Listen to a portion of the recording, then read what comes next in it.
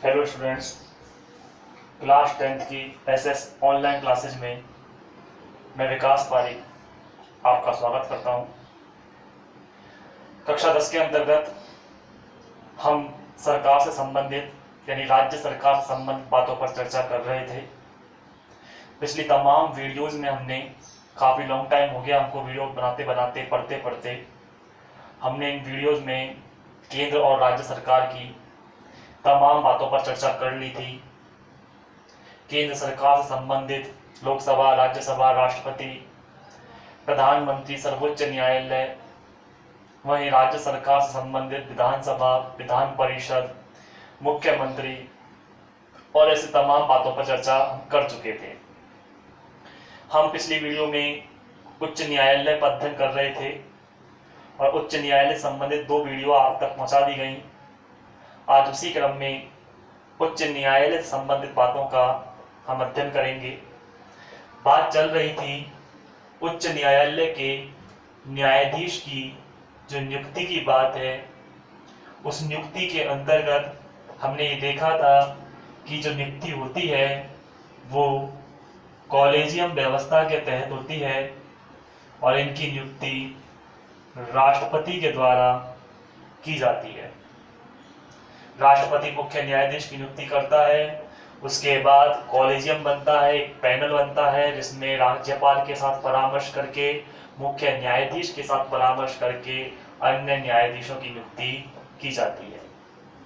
हम देख चुके थे पिछली वीडियो में कि उच्च न्यायालय के न्यायाधीश का जो कार्यकाल होता है, हालांकि कार्यकाल शब्द नहीं आएगा यहाँ पर, सेवानिवृत्ति की जो आयु होती है वो 62 वर्ष होती है। समय से पहले भी ये त्याग पत्र दे सकते हैं या इन्हें अपदस्थ किया जा सकता है। आर्टिकल 223 अनुच्छेद 223 ये कहता है कि मुख्य न्यायाधीश का यदि पद रिक्त हो जाता है तो राष्ट्रपति किसी भी न्यायाधीश को कार्यवाहक न्यायाधीश के रूप में पदस्थ कर सकता है, यानी पद पर आसीन कर सकता है। अर्थात कहने का आशय, यदि कभी पद पर रहते हुए कोई न्यायाधीश त्याग पत्र दे दे या उसकी मृत्यु हो जाए या उसे अपदस्थ कर दिया जाए तो ऐसे में राष्ट्रपति किसी भी न्यायाधीश को कार्यवाहक न्यायाधीश के रूप में नियुक्त कर सकता है। इन तमाम बातों पर हमने चर्चा कर ली थी। आज जो हम चर्चा करेंगे वो चर्चा होगी उच्च न्यायालय के क्षेत्र अधिकार से संबंधित। ये क्या है कार्य उच्च न्यायालय के।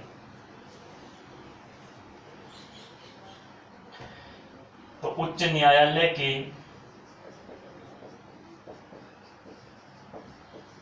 क्षेत्र अधिकार, सर्वोच्च न्यायालय से संबंधित ही उच्च न्यायालय के भी क्षेत्राधिकार हैं। जिस तरह सर्वोच्च न्यायालय के क्षेत्राधिकार दिए गए कार्य शक्तियां हैं, उसी तरह उच्च न्यायालय को भी कुछ कार्य शक्तियां प्रदान की गई हैं। लेकिन अंतर इतना सा आ जाता है कि जहाँ सर्वोच्च न्यायालय के अधिकार व्यापक हैं, वहीं उच्च न्यायालय के क्षेत्राधिकार थोड़े सीमित अवस्था में होते हैं। जहाँ हमने सर्वोच्च न्यायालय को तुलनात्मक अध्ययन से देखें तो सर्वोच्च न्यायालय से संबंधित बातों में हमने देखा था कि सर्वोच्च न्यायालय का जो पहला अधिकार आता है वो मूल अधिकार के अंतर्गत आता है, मूल क्षेत्राधिकार।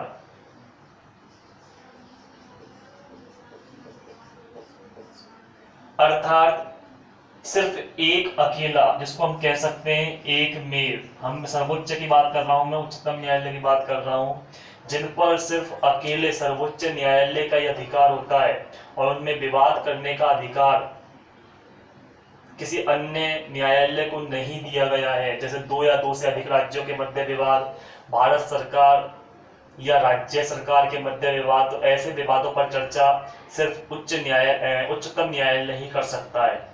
उसी तरह यहाँ पर भी उच्च न्यायालय को भी कुछ क्षेत्राधिकार दिए गए।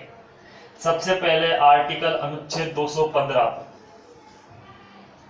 अनुच्छेद 215 ये कहता है कि भारत का उच्च न्यायालय एक अभिलेख न्यायालय होगा। ये विशेष ध्यान रखें। अनुच्छेद 215 ये कहता है कि उच्च न्यायालय एक अभिलेख न्यायालय होगा, अर्थात उच्च न्यायालय के निर्णयों की अवमानना करने का अधिकार किसी को नहीं है, और यदि कोई उच्च न्यायालय के निर्णयों की अवमानना करता है, अर्थात न्यायालय के आदेशों की पालना नहीं करता है, तो ऐसी स्थिति में उच्च न्यायालय उसे दंड देने का अधिकार भी रखता है। अर्थात उच्च न्यायालय एक अभिलेख न्यायालय, सर्वोच्च न्यायालय की भांति सर्वोच्च न्यायालय भी एक अभिलेख न्यायालय है, और न्यायालय अवमानना पर सर्वोच्च न्यायालय को दंड देने का अधिकार है। उसी तरह से उच्च न्यायालय भी एक अभिलेख न्यायालय है। इसके अलावा अनुच्छेद 223 आर्टिकल 223 ये कहता है कि उच्च न्यायालय किसी भी सेशन न्यायालय से, अर्थात सत्र न्यायालय में चल रहे मुकदमे को अपने पास मंगवाने का अधिकार रखता है। यदि कोई मुकदमा सेशन कोर्ट में चल रहा है, डिस्ट्रिक्ट एंड सेशन कोर्ट या जिला एवं सत्र न्यायालय के अंतर्गत चल रहा है कोई मुकदमा, तो उस मुकदमे को अपने पास मंगवाने का अधिकार उच्च न्यायालय रखता है, वह सुनवाई कर सकता है। ये विशेष बात आती है। इसके अलावा सर्वोच्च न्यायालय की भांति उच्च न्यायालय को भी अपीलीय क्षेत्राधिकार प्रदान किए गए हैं। वही सर्वोच्च न्यायालय की ही भांति दीवानी अपील, फौजदारी अपील, ऐसी कई अपीलें प्रदान की गई हैं। यदि कोई व्यक्ति जिला न्यायालय के निर्णय से संतुष्ट नहीं है, तो वह उच्च न्यायालय के अंतर्गत अपील दायर कर सकता है, याचिका दायर कर सकता है। ये अपीलीय न्यायालय आता है, यानी उच्च न्यायालय को यह अधिकार दिया गया है कि वह किसी भी डिस्ट्रिक्ट एंड सेशन कोर्ट के, अर्थात जिला एवं सत्र न्यायालय के निर्णयों के खिलाफ अपील सुनने का अधिकार रखता है। वहीं सर्वोच्च न्यायालय को भी अपील क्षेत्राधिकार प्रदान किया गया, हमने देखा था। अर्थात कोई भी उच्च न्यायालय के निर्णयों के खिलाफ सर्वोच्च न्यायालय में अपील की जा सकती है, तो उसी तरह से उच्च न्यायालय को भी अपीलीय क्षेत्राधिकार में शामिल किया गया है। वही चीजें सर्वोच्च न्यायालय वाली, इसीलिए मैं ज्यादा विस्तार से नहीं जा रहा हूं इन चीजों पे, सब कुछ वही चलेगा। मामूली अंतर आता है, अन्यथा कोई अंतर नहीं है। इसके अतिरिक्त उच्च न्यायालय को न्यायिक पुनरावलोकन की भी शक्ति प्रदान की गई है। न्यायिक पुनरावलोकन यानी पुनः अवलोकन, मैंने कहा था आप लोगों से एक चीज, दो शब्द होते हैं, एक न्यायिक समीक्षा और एक न्यायिक पुनरावलोकन। न्यायिक समीक्षा में न्यायालय खुद अपने ही आदेशों को बदल सकता है समय के अनुसार, जबकि न्यायिक पुनरावलोकन में विधायिका के द्वारा बनाए गए कानूनों को परिवर्तित करने या उन पर रोक लगाने का अधिकार रखता है। जैसा भी लेटेस्ट घटना घटित हुई,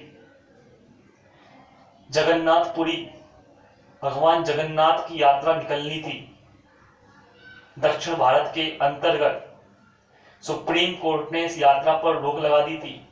कारण था देश में फैली हुई महामारी कि इस बार भगवान जगन्नाथ की यात्रा नहीं निकाली जाएगी।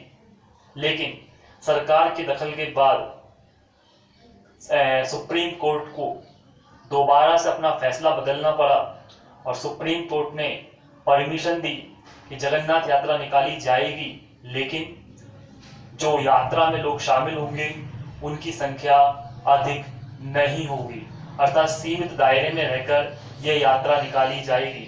अर्थात न्यायिक समीक्षा हुई है, आप समझने की कोशिश करें। जब न्यायालय खुद अपने द्वारा दिए गए निर्णयों को समय के अनुसार बदल दे तो वो न्यायिक समीक्षा है। जबकि न्यायिक पुनरावलोकन सरकार के द्वारा बनाए गए कानूनों को जब न्यायालय रोक लगा दे, बदल दे या कुछ समय के लिए स्थगित कर दे तो ऐसे को न्यायिक पुनरावलोकन कहते हैं। उच्च न्यायालय को भी यह अधिकार दिया गया है, जब राज्य विधानमंडल कोई ऐसा कानून बना दे जो देश हित में या जनहित में नहीं है, तो ऐसे कानूनों पर रोक लगाने का अधिकार उच्च न्यायालय को है। उच्च न्यायालय ऐसे कानूनों को शून्य घोषित कर सकता है। तो ये उच्च न्यायालय से संबंधित कुछ बातें हुई। इसके अलावा एक तत्व और आता है, वही सर्वोच्च न्यायालय की भांति उच्च न्यायालय को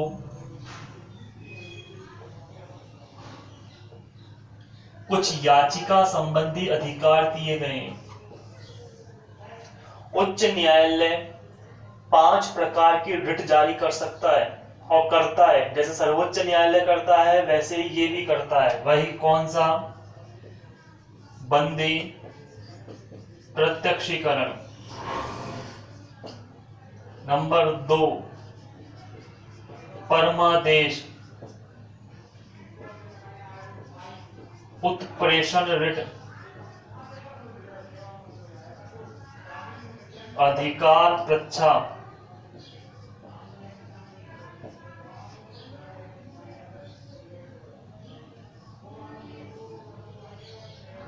और ये 4 तो हैं। एक और देखिए, बंदी प्रत्यक्षीकरण,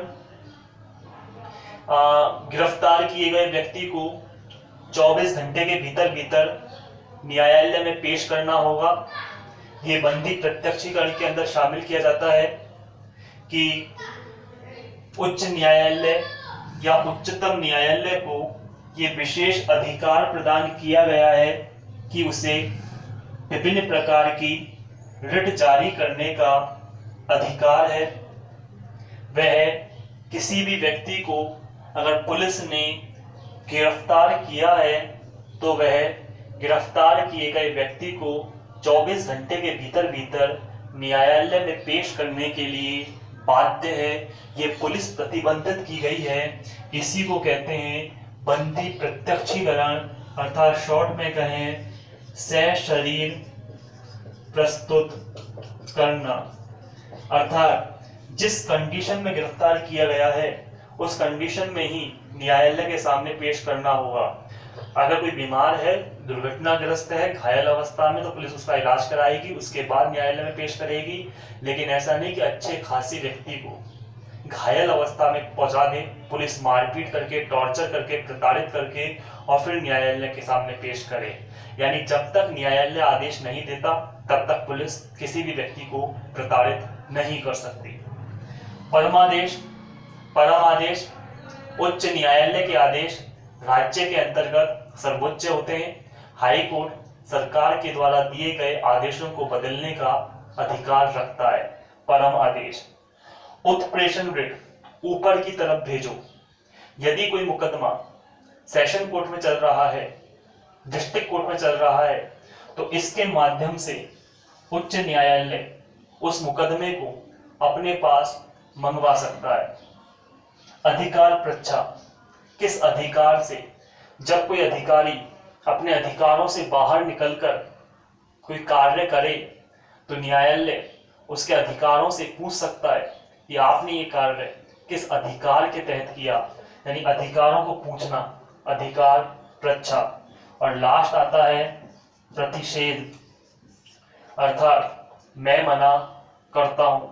यानी कोई भी ऐसा कानून, कोई भी ऐसा नियम जो नहीं होने चाहिए अगर बन गए हैं, या डिस्ट्रिक्ट कोर्ट या सेशन कोर्ट ने कोई आदेश दे दिया है, तो ऐसे आदेशों को रोकने, समाप्त करने का अधिकार है उच्च न्यायालय को। यानी उच्च न्यायालय प्रतिषेध के माध्यम से उन कानूनों पर रोक लगा सकता है। तो प्रतिषेध, मैं मना करता हूं। अधिकार पृच्छा, अधिकारों को पूछना। उत्प्रेषण रिट, ऊपर की तरफ भेजो, अर्थात निचली अदालत से ऊपरी अदालत में भेजना होगा मुकदमा।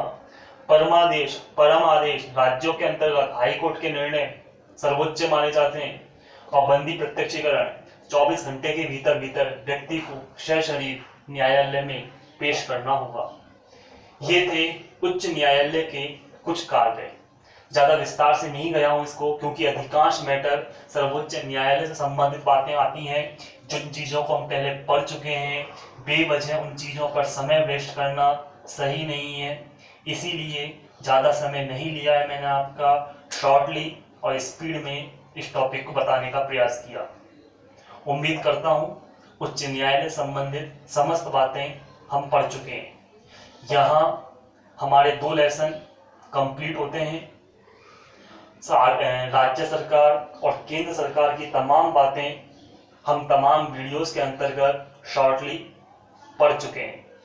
हालांकि काफी विस्तारात्मक टॉपिक हैं, चलते चलें तो 2 महीने 3 महीने और 6 महीने तक समय निकल जाए, लेकिन हमें इतना विस्तार से नहीं चलना है, हमें अपने सिलेबस के अकॉर्डिंग कार्य करना है। तो ऐसी स्थिति में ये शॉर्ट टॉपिक पढ़ाए गए। आगामी वीडियो में हम नए टॉपिक की शुरुआत करेंगे। सरकार संबंधित यानी केंद्र सरकार और राज्य सरकार संबंधित तमाम बातों का अध्ययन पूरा हो चुका है। उम्मीद करता हूं आज तक के पढ़ाए गए सभी टॉपिक्स आपको समझ में आए होंगे।